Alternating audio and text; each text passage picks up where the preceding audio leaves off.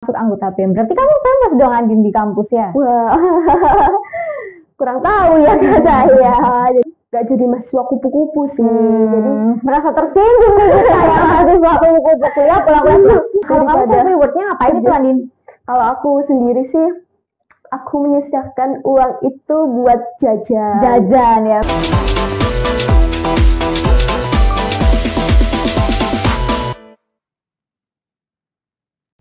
Podcast Pena, tempat obrolan lepas tanpa batas. Halo, selamat siang. Saat ini kita lagi bersama salah satu narasumber kita dari kampus Universitas Bhayangkara Surabaya. Boleh diperkenalkan nama prodinya? Halo Sobat Pena ya, sebutannya ya. Halo Sobat Pena, perkenalkan nama aku Andini Astu Prameswari, biasa dipanggil Andini. Oke, Andin, saat ini kamu semester berapa nih? Jurusan apa? Oke, saat ini aku mahasiswa aktif semester 6 di Ilmu Komunikasi FISIP Universitas Bhayangkara Surabaya. Oke, Andin, semester 6 berarti usianya 21 ya? Iya, tahun ini 21. Iya, betul. Oke, Andin, denger-denger nih ya, kamu ini termasuk ke salah satu mahasiswi yang berprestasi ya. Karena kamu ada suatu prestasi nih. Boleh nggak nih kami mengulik prestasi apa itu? Wah, sebenarnya nggak terlalu berprestasi banget, tapi alhamdulillah ya beberapa punya prestasi. Mungkin kalau sedikit kelas balik ya ke belakang, beberapa prestasi yang sudah aku raih itu mulai dari SMA sudah pernah bergabung dan juga menjuarai wakil 1 atau juara 2 di Duta Anti Narkoba di tahun 2020. Lalu saat jadi mahasiswa baru itu masih semester 1 itu juga diamanai untuk menjadi juara 2 Yuk Sidoarjo atau Duta Wisata Sidoarjo di tahun 2022 gitu. Wah, ikut duta ya kamu ya. Betul. Nah, kalau untuk duta sendiri itu pasti klasifikasinya sangat rumit ya, Andin ya. Kalau boleh tahu apa sih cara-cara trik-triknya biar bisa jadi duta? Memang cukup rumit ya pastinya. Yang pasti memang semuanya itu nggak mudah karena memang kita harus percaya diri dulu. Awal itu memang nggak akan ada yang mudah, tapi kalau misalnya kita nggak mencoba, kita nggak pernah tahu nih teman-teman gimana hasilnya nanti. Jadi yang kalau misalnya teman-teman ingin mencoba juga di perlombaan duta ataupun kejuaraan untuk duta-duta begitu, mungkin hal yang pertama yang harus disiapkan adalah harus percaya diri terlebih dahulu, harus secure dan yakin kalau misalnya kita itu mampu gitu ya. Karena kalau misalnya kita nggak percaya diri, nanti pasti ke depannya nanti juga kita bingung nih kita harus seperti apa. Karena pastinya percaya diri itu sangat perlu banget, entah itu percaya diri saat bertemu dengan dewan jurinya, percaya diri saat kita bertemu dengan banyak orang, itu adalah modal pertama yang harus teman-teman ingin miliki gitu loh.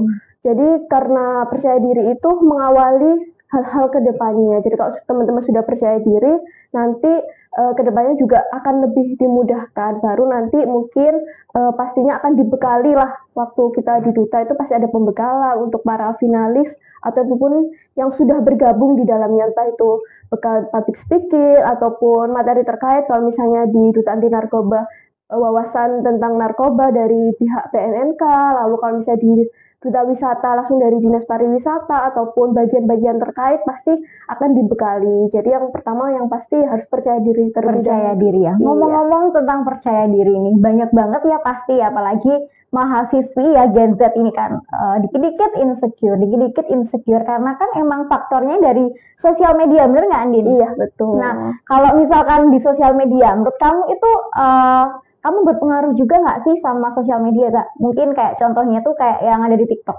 standar TikTok, lifestyle TikTok, ya, standar kebahagiaan menurut TikTok. Kalau menurut kamu itu berpengaruh juga nggak sama kamu? Pernah juga nggak kamu tergoyah gitu? Kalau misalnya tentang sosial media sih nggak merasa terpengaruh ya, karena pada awalnya memang sudah menemukan hal yang disuka, udah menemukan sebenarnya branding apa sih yang pengen aku tunjukin di sosial media. Nah itu juga lahirnya itu juga dari duta gitu. Jadi memang setelah kita bergabung pastinya akan ada monitoring dari senior-senior untuk dicek sosial medianya. Jadi semua itu harus terarah dan memang sesuai dengan branding. Jangan sampai nih apa ya kalau bahasa anak zaman sekarang jamet gitu. Jadi jangan sampai Berarti kita nggak boleh dong jadi duta. mungkin nanti harus lebih terarah lagi gitu ya. Jadi agar nanti brandingnya tuh jauh lebih bagus karena memang setelah kita bergabung di duta itu kan yang melihat masyarakat luas. Jadi memang brandingnya harus tetap terjaga dan bisa sesuai dengan yang diharapkan oleh masing-masing organisasi atau paguyuban yang terkait. Berarti untuk psikisnya di ini ya, dimonitoring ya ibaratnya sama kakak-kakak senior ya. Betul. Nah Andin, ngomong-ngomong tadi kan kamu ikut duta kan 3 kali ya. Yang pertama duta anti narkoba, yang kedua kamu duta paguyuban GUYU, dan yang terakhir kamu duta bahasa Jawa Timur ya Andin ya. Nah itu kan kamu udah ikut 3 duta ini. Nah itu emang kamu sendiri yang ingin mengajukan diri untuk jadi duta atau memang ada dorongan dari keluarga kamu sendiri? Iya. Yang pastinya tuh ada dari impian aku sendiri ya. Mungkin disclaimer juga untuk yang duta bahasa Jawa Timur tuh sebenarnya cuma sampai semifinalis aja. Jadi dari seluruh Jawa Timur itu cuma lolos sampai semifinalis saja. Jadi top 40-nya aja yang terbaik dari Jawa Timur. Dan pada saat itu juga modalnya juga yang penting coba biar tahu nanti kalau mau ikut lagi biar tahu nih tesnya itu tentang apa aja. Nah kebetulan masih belum mencoba lagi, nanti ya semoga di tahun depan ingin mencoba lagi. Amin, pasti bisa, pasti bisa lah Andin ya. Mungkin kalau misalnya kenapa sih, karena impian itu sendiri, karena memang dulu itu masih ngerasa insecure waktu zaman sekolah karena kok gak punya prestasi akademik ya, ngelihat teman-teman yang mungkin punya prestasi di bidang pelajaran atau akademik itu sendiri, tapi kok aku nggak punya gitu ya. Padahal kayak di sisi lain pengenlah banggain orang tua ya. Salah satunya melalui ajang duta inilah aku berusaha untuk membanggakan orang tua karena memang passionku. Aku merasa bisa nih aku gabung di sini. Jadi ibaratnya setelah aku pertama kali gabung duta itu menjadi modal untuk seterusnya. Jadi kayak pastinya dari ajang satu ke ajang lain itu nggak jauh beda. Mungkin memang bisa diperdalam lagi, tapi pasti modalnya itu beberapa tetap sama. Itu sih yang alasan aku pengen terus gabung di duta. Keren sih Andin ya, terus kembangin ya. Kamu ibaratnya kamu ada passion lah ya di situ. Terus kamu juga untuk kuliahnya juga ambil ilmu komunikasi, jadi masih relate lah ya untuk jenjang karir kamu ke depannya. Nah Andin, selain di duta ini kan pasti juga kamu ngerasa ada sesuatu hal yang mungkin menghambat nih ya jadi duta itu. Menurut kamu apa sih penghambat kamu dari duta ini sendiri? Penghambat yang seperti apa dulu ini? Penghambatnya kayak takut mungkin ada OVT lah atau ada saingan yang dia lebih oke atau lain sebagainya gitu, gimana? Oke. Pastinya ya kalau dibilang waktu kompetisi tuh kayaknya bisa dibilang beberapa kali aku dibilang ambisius. Kayak itu baru tahu setelah aku udah deket sama mereka. Padahal aku pribadi merasa kayaknya aku nggak seambisius itu ya. Tapi pada saat itu aku selalu berpikir setiap aku berkompetisi bahwa push your limit. Jadi kayak kita nih nggak tahu nih kita dapat kesempatan ini lagi atau enggak. Jadi berusaha dimaksimalin, dibagusin, dibuat secapek-capeknya. Karena ya siapa sih yang nggak mau menang, siapa sih yang nggak mau juara satu. Iya, benar. Tapi 2 kali kompetisi juga selalu juara 2. Itu itu juara 2 juga oke lah nih. Selalu juara 2 dan kok kebetulan yang sama gitu juara 2 terus. Tapi ya alhamdulillah mungkin rezekinya memang sampai situ, tapi nggak pernah merasa menyesal karena memang setiap kompetisi selalu aku tunjukkan yang terbaik. Aku nge-push limit dalam diriku sendiri, jadi setelah itu semua berakhir aku nggak pernah merasa menyesal. Tapi ketika kamu nge-push limit kamu itu tadi nih Andin, kamu ngerasa nggak kalau kamu kehilangan diri kamu sendiri? Kan kita kalau misalkan kita kan setiap orang kan punya limitnya masing-masing. Kalau kita melewati limit tersebut kan bisa jadi kita berubah menjadi seseorang yang bukan kita. Kamu ngerasa gitu juga atau enggak? Kalau aku pribadi sih enggak ya, karena memang aku punya tujuan nih, aku pengen jadi juara satu, pengen terlihat terbaik. Karena setiap aku berkompetisi selalu merasa bahwa mereka yang menilai aku nggak peduli nih, aku capek, aku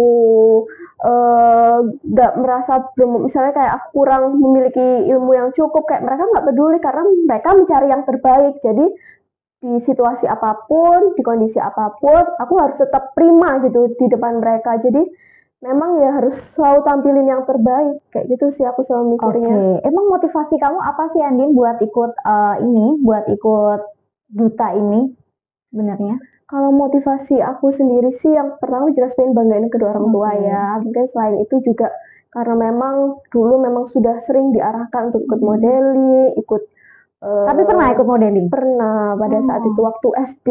Terus? Udah lama banget.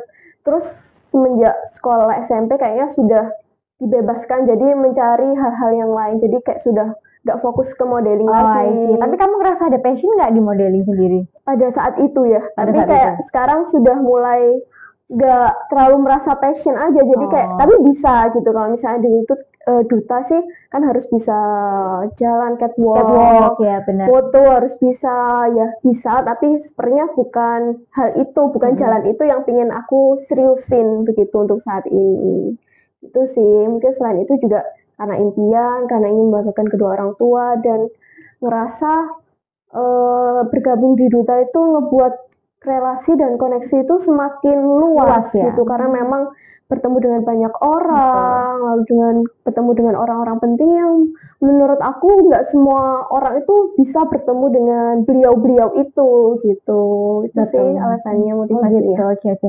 Nah kalau untuk kamu sendiri nih Andin, kita udah bahas nih ya mengenai hambatan kamu, motivasi kamu. Nah kalau untuk orang tua gimana? Dukung nggak kalau kamu ikut duta gitu? Alhamdulillah keluarga orang tua semuanya dukung sih terkait aku ikut duta ataupun berkegiatan di dalamnya karena memang bergabung di dalamnya juga nggak cuma jadi pajangan apa ya ibaratnya kayak ya udah cuma bertugas aja modal muka aja padahal di luar itu kita juga belajar berorganisasi juga yang pastinya cukup menguras tenaga waktu dan juga hal-hal yang lainnya tapi kayak alhamdulillah keluarga orang tua semuanya support untuk berkegiatan itu karena yang penting positif itu sih jadi support dan juga nantinya juga bisa berpengaruh untuk masa depan, untuk pekerjaan dan lain sebagainya. Oke, nah selama kamu ikut menjadi duta nih ya, pengalaman apa yang paling berkesan yang sampai saat ini pun mungkin masih membekas ya di hati kamu? Pastinya cukup banyak ya. Mungkin beberapa di antaranya waktu masih SMA di Duta Anti Narkoba itu sendiri itu sempat sosialisasi di daerah Pari itu zaman-zaman COVID masih 2021 kalau nggak salah itu belum sosialisasi bertemu dengan masyarakat langsung kita mensosialisasikan apa aja sih hal-hal yang perlu dijaga bagaimana menjadi desa ataupun daerah yang bebas dari narkoba lalu mungkin selain itu kalau di ranah duta wisata semakin cukup banyak karena memang bisa bertugas, bisa foto bersama, kadang mendampingi Bapak Ibu Dinas ataupun bahkan langsung bertemu dan audiensi juga sama Ibu Bupati, sama Bapak Bupati Kabupaten Sidoarjo. Mungkin hal yang lainnya juga nggak jarang ikut mendampingi adik-adik, kadang ada undangan di luar daerah Sidoarjo, pernah juga saya penugasan di Kota Mojokerto itu sebagai tamu daerah yang pastinya bertemu dengan banyak sekali duta wisata dari kabupaten atau kota se-Jawa Timur. Itu sih yang paling keren banget ya. Nah ngomong-ngomong nih ya, kamu kan ikut duta, terus tadi juga sempat nyinggung nih, kamu juga termasuk anggota BEM. Boleh diceritain dong gimana itu pengalamannya? Wah, sebenarnya banyak banget ya kalau misalnya membahas BEM ini sendiri karena memang itu kan salah satu organisasi internal kampus gitu ya. Sebenarnya kayak kenapa sih aku ikut BEM ya? Karena biar nggak jadi mahasiswa kupu-kupu sih. Jadi merasa tersinggung nih saya mahasiswa kupu-kupu kuliah pulang-pulang. Tapi kan kuliah-pulang kita juga sambil kerja. Tapi fun fact ya, mungkin mau cerita dikit, kenapa sih kok aku ikut BEM? Ini nggak pernah aku tutup-tutupin, bahkan teman-teman BEM sendiri tuh tahu. Mungkin pada saat itu karena habis maba, itu mungkin selesainya di awal September, akhir September, aku sudah gabung duta wisata dan itu karantinanya hampir 1,5 bulan sampai pada akhirnya Oktober itu baru selesai semuanya, kembali jadi mahasiswa semula. Dan itu aku masih ingat banget, kayaknya yang buka terakhir itu ya BEM itu aja. Jadi kayak alasannya ya karena tersisa itu, karena yang UKM ataupun beberapa organisasi yang lainnya kayaknya sudah selesai apa ya, diklat ataupun orientasinya sih, seingatku sih pada saat itu. Sorry ya, kita flashback lagi. Tadi kamu bahas tentang karantina tuh ya jadi duta. Nah itu kalau karantina ngapain aja sih, Andin? Banyak banget sih kalau membahas itu, karena memang waktu karantina itu kita belajar public speaking, kayak diajari. Itu berarti di asrama gitu ya tinggalnya? Kebetulan pada saat itu pulang, jadi kayak pembekalan. Iya, karena memang karantinanya pada saat itu di Pemkap, di kantor Pemkapnya Kabupaten Sidoarjo sendiri. Di situ dibekalin mulai dari public speaking, lalu tentang wawasan pariwisata. Jadi itu langsung didatangkan dari Dinas Pariwisata Provinsi Jawa Timur. Beliau menceritakan apa aja sih aspek-aspek pariwisata. Kadang pariwisata, definisi pariwisata dengan wisata sendiri saja itu sudah berbeda ya. Iya.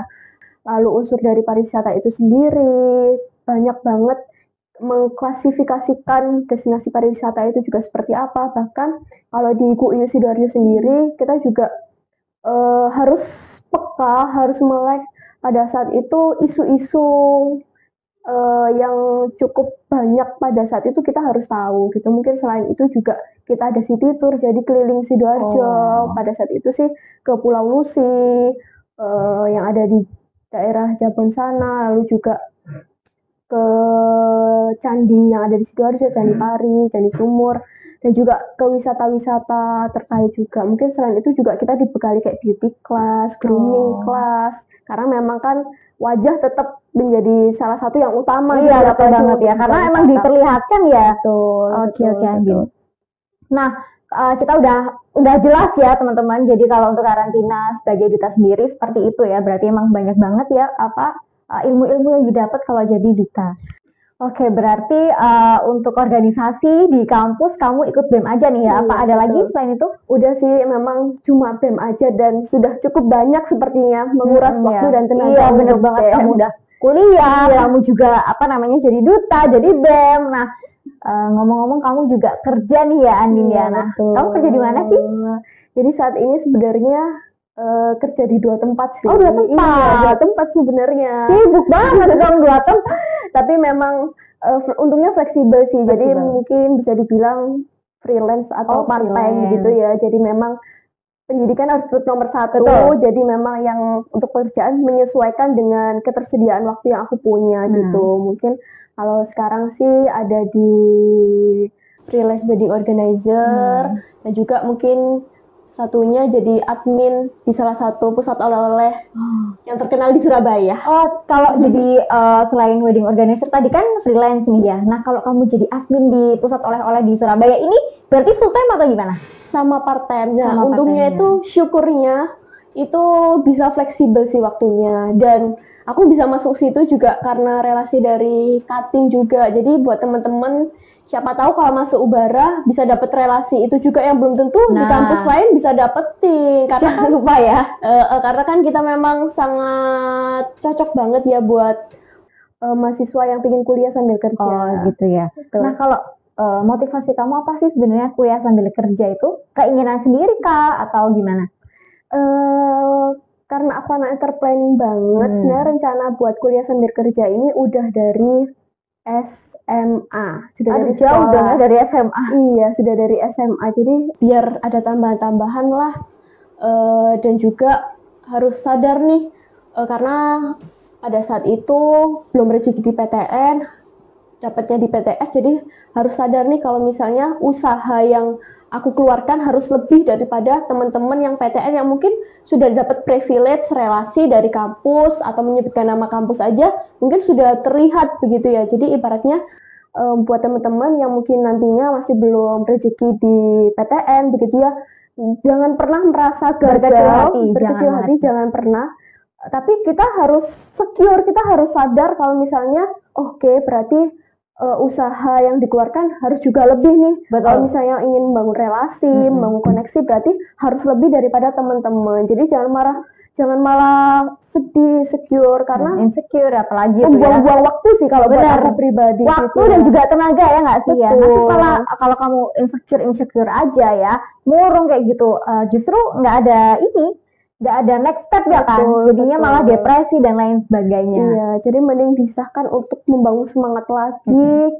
Karena memang buat aku sih bisa bekerja sambil kuliah itu pastinya cukup menyenangkan ya, walaupun kayak kadang kok gini banget ya rasanya cari uang, tapi kayak setelah mendapatkan menunggu waktu-waktu gajian itu adalah hal yang paling menyenangkan. Self reward ya nggak sih ya? Betul, kayaknya lebih banyak self rewardnya ya gitu ya. Nah kalau kamu self rewardnya ngapain itu Andin?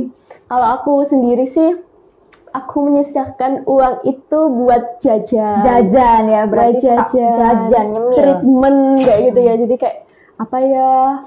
Kira-kira pengennya kadang beda-beda sih. Mungkin aku tabung, nanti aku sisihkan untuk keluar kota deh nanti buat traveling sendiri, kadang kayak gitu sih. Tapi sama orang tua kamu sendiri, mereka nggak apa-apa nih kamu kerja atau ada kayak jangan kerja, ngapain juga ikut orang tua masih gitu? Syukurnya sih dibebasin sih. Jadi memang yang penting kuliah, pendidikan tetap yang pertama. Untuk yang lainnya sih yang penting tetap tetap dalam pengawasan orang tua sih aku kalau berarti kamu masih tinggal sama orang tua iya, kan? Betul. Nih kalau kamu kerja sambil kuliah, nah kalau di lingkungan kerja kan berbeda ya Andin ya sama lingkungan kuliah gitu ya, karena kita bertemu dengan orang yang jauh lebih tua dibanding kita. Nah di situ juga pastinya kita harus benar-benar secure ya sama diri sendiri, karena bisa jadi ada pengaruh baik dan juga ada pengaruh buruk. Nah, kamu sendiri pernah nggak nemuin mungkin partner kerja kamu yang memberikan bad influence buat kamu? Ini mungkin aku bisa dibilang aku bersyukur banget walaupun aku di 2 pekerjaan, tapi sampai detik ini aku selalu menemui orang-orang yang baik. Entah, aku bersyukur banget sih sampai saat ini, kayak nggak pernah tuh aku bertemu sama orang-orang kok selin banget ya, kok kayak gini banget ya. Kadang kerjanya enak, gajinya enak, orang di sekelilingnya nggak enak. Tapi kayak alhamdulillah aku bersyukur banget aku bisa bertemu mas mbakku ya, ibaratnya kayak mas mbakku di pekerjaan yang wah kok baik-baik banget ya. Mungkin di balik itu mungkin ada aja ya kadang, tapi kayak ujiannya ya. Tapi aku nggak mau tuh terlalu berpikir ataupun berlarut-larut melihat yang jelek-jeleknya, karena memang yang bagus-bagusnya ini udah cukup banyak. Jadi kenapa aku harus khawatirin hal-hal yang nggak bagusnya? Jadi kayak lebih fokus ke mereka yang baik, mereka yang ngerangkul ya di kerjaan. Jadi kesalahan itu wajar, pasti. Aku pun di pekerjaan juga beberapa kali juga ada salahnya, tapi yang buat aku bersyukur mereka bisa ngajarin, mereka bisa ngasih tahu dengan cara yang baik. Itu sih yang bikin aku tetap nyaman dan bisa menjalani itu semuanya dengan baik sampai saat ini. Oke, kamu kuliah sambil kerja ini tuh udah jalan berapa lama? Kalau freelance itu wedding ya, itu udah dari 2023. Kalau misalnya yang admin itu udah dari 2024 sih. Jadi udah setahunan lebih. Udah setahunan ya. Tapi kamu ada kendala nggak, kesulitan nggak kalau kamu kerja sambil kuliah ini? Untungnya sih nggak pernah ya ada kesulitan. Yang mungkin kalau misalnya dibilang sulit, ngerasa capeknya itu aja sih. Capek waktu saat pekerjaan bebarengan sama pekan ujian. Itu kayak paginya aku harus ke kampus dulu, harus ujian dulu, tapi siangnya harus kerja sampai malam. dan mau nggak mau di pekerjaan harus tetap fit kan, Iya, betul. harus tetap profesional karena mereka juga nggak mau tahu nih kalau misalnya aku Karena kita dibayar. betul, mungkin bedanya itu ya. Misalnya kalau misalnya kita di organisasi, kalau kita capek ya udah kadang tunjukin, tapi kalau pekerjaan sepertinya udah hal yang berbeda lagi karena kita kan dibayar. Betul. Gitu ya, itu sih. Tapi pernah nggak bentrok gitu jadwal dari kamu kuliah sambil kerja ini? Sampai saat ini sih nggak pernah bentrok karena aku berusaha untuk mengkomunikasikannya dengan baik. Jangan sampai kita jadi orang yang pelin-pelan ya teman-teman, khususnya saat kita sudah menjanjikan bisa ya harus bisa, tapi kalau memang tidak bisa dan mungkin bisa di reschedule ataupun dibuat waktu yang fleksibel, itu kalau memang bisa dikomunikasikan silahkan dicoba komunikasikan, tapi kalau memang dari awal tidak bisa dan nggak bisa dibuat fleksibel ya sudah, harus tahu mana yang perlu diprioritaskan. Betul banget gitu. nih ya. Pasti ada suka dan dukanya ya Andin ya Iya, kalau betul. kerja itu. Nah, kalau menurut kamu yang bikin kamu tetap stay di tempat kerja kan pasti ada alasannya. Iya. Kamu ngerasa enjoy atau ada keasikan apa sih yang bikin kamu sampai saat ini masih bekerja di tempat tersebut? Hal yang paling menyenangkan kenapa sampai saat ini memilih bekerja karena pastinya sesuai passion dan gajinya oke. Itu sih. Karena dua hal itu saat kita bertemu sama orang-orang, mungkin waktu aku di wedding ataupun di freelance wedding organizer itu sendiri, aku ngerasa Mas Mbak yang ada di dalamnya itu ngerangkul banget dan baik-baik banget. Jadi memang kita nggak cuma bicara tentang pekerjaan aja teman-teman, tapi juga hal-hal yang berkaitan, misalnya kayak kehidupan pribadi ataupun kayak masalah pendidikan juga kadang saling curhat gitu. Jadi kayak ngerasa ketemu sama Mas Mbak sendiri, bahkan kalau Merasa misalnya nggak sendiri ya? Iya betul, bahkan kalau misalnya di pekerjaan yang satunya pun itu juga kita sehobi juga karena pada suka jajan semua. Jadi setiap hari tiada hari tanpa ngopi dan tiada hari tanpa belanja di ojek online gitu ya. Nah, berarti kamu bekerja sambil kuliah, kamu ngerasa di tempat kerjaan pun kamu ngerasa dirangkul nih ya. Nah, berarti kamu enjoy dong sama pekerjaan ini. Buat teman-teman yang ada di sini nih, ya, kamu mau kasih motivasi atau apa mungkin mereka supaya nggak jadi mahasiswa yang kuliah pulang terus. Motivasi buat teman-teman ya.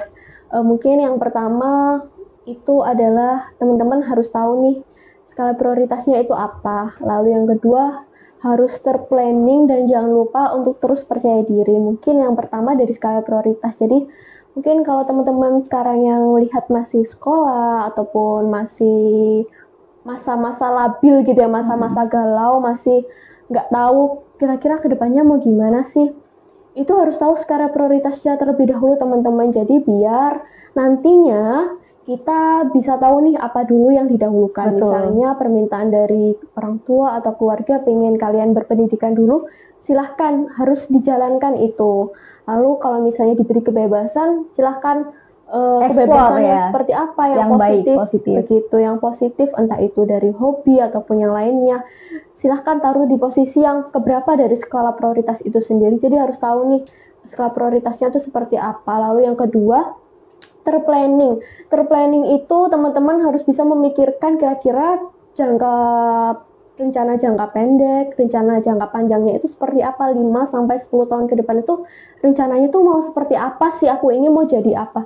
Di luar itu nanti bakal terjadi atau enggak, itu enggak masalah teman-teman. Karena aku pun juga itu adalah manifesting ya dari diri kita sendiri. Kalau kita afirmasi positif terus dalam diri kita, aku percaya itu bakal akan terjadi. Betul gitu. banget. Kadang aku nggak ngerasa bahwa apa yang aku doakan 5 tahun lalu itu adalah aku yang sekarang. Betul aku percaya banget. atau Dan enggak, kadang aku orang percaya terlalu itu. ini ya, terlalu Betul. apa memikirkan kurangnya hari ini, padahal hari ini tuh yang Betul. kita minta di 5 tahun Iya, sebelum ini ya betul. kan. Iya betul, kadang seperti itu. Jadi jangan lupa untuk memplanningkan semua itu. Dan yang terakhir adalah tetap percaya diri. Kita harus secure sama diri kita kalau kita itu pasti mampu dan akan mendapatkan apa yang kita rencanakan itu, karena kadang aku percaya sama kata-kata, kadang apa yang kita pikirkan itu pastinya akan terwujud, karena itu afirmasi positif akan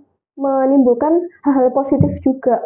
Jadi kalau misalnya kita mikirnya buruk terus, ya nanti yang terjadi juga hal yang sama. Kalau kita mikirnya positif, ya pasti yang terjadi nantinya juga hal-hal positif yang mungkin itu adalah hal yang kita impikan. Jadi aku berharap teman-teman 3 hal itu bisa menjadi acuan ataupun tips buat teman-teman yang mungkin sekarang masih lagi galau mencari jati diri. Itu nggak apa-apa, itu wajar, tapi jangan terpuruk, jangan terlalu berlama-lama di hal itu, karena itu terlalu membuang waktu dan menguras tenaga. Betul banget ya.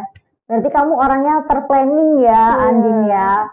Berarti nggak ada jadwal yang bentrok antara kerja, kuliah, dan juga kamu menjadi duta ya, karena kamu emang udah terplanning itu sendiri ya. Kamu udah nulis apa schedule hari ini, besok, dan lain sebagainya. Nah, ngomong-ngomong tentang pekerjaan nih Andin ya, masih di bidang pekerjaan. Nah, pencapaian yang menurut kamu worth to wait itu apa? Pencapaian yang paling menurut kamu, akhirnya finally aku dapetin ini setelah aku bekerja. Apa ya, sebenarnya kalau ditanya pencapaian itu banyak banget sih yang bisa aku hasilkan dari apa yang udah aku capai sampai saat ini. Tapi yang pasti kalau aku pribadi ya, hal yang pertama adalah bisa memberi ke orang tua itu setelah bekerja itu adalah hal yang luar biasa sih buat aku pribadi, karena ya walaupun jumlahnya masih nggak seberapa ya teman-teman, tapi memberikan itu adalah bentuk aku berterima kasih dan juga menyisihkan ya, karena aku sendiri percaya kalau misalnya kita memberi orang tua, insya Allah apa yang kita dapatkan nantinya dari pekerjaan dan juga di lingkungan sekitar itu akan dilebih-lebihkan juga. Betul. Jadi mungkin pencapaian yang luar biasa yang pastinya adalah bisa memberi ke orang tua, ke orang-orang terdekat. Oke Andin, jadi kamu ini mahasiswa yang sangat-sangat berprestasi menurut aku, dan aku salut dengan kamu karena kamu masih tinggal bersama orang tua, tapi kamu memilih untuk berkuliah sambil kerja. Kamu ikut duta, kamu juga aktif di organisasi, Andin ya. Kamu it's amazing lah. Agak terbang ya, agak terbang sedikit. Nah Andin, pastinya kita punya role model ya. Untuk menjadi panutan kita, menjadi sesuatu yang lebih baik. Nah, untuk kamu sendiri, siapa sih role model kamu? Kalau role model aku sendiri sih, ini role model dari kecil ya teman-teman semuanya. Para putri Indonesia ya. Mungkin kamu udah tahu ya putri Indonesia. Tahu sekarang lagi rame ya. Iya betul. Sekarang kayaknya masyarakat udah semakin up to date, kayak sudah melek banget ya di sosial media. Mereka udah sering kayak upload ataupun sudah sering berkomentar gitu ya tentang putri Indonesia, dan memang aku dulu tuh sudah sering dikasih tontonan itu bahkan dari kecil gitu loh, di televisi itu kayaknya udah dari tahun 2015 atau 2016 ya. Jadi kalau misalnya bicara tentang role model itu sendiri, sebenarnya dari aku kecil dulu tuh kayak emang sudah suka lihat putri Indonesia gitu. Karena memang waktu kecil kayak orang tua, kakak itu kayak nunjukin di TV nih lagi putri Indonesia lagi tayang nih grand finalnya.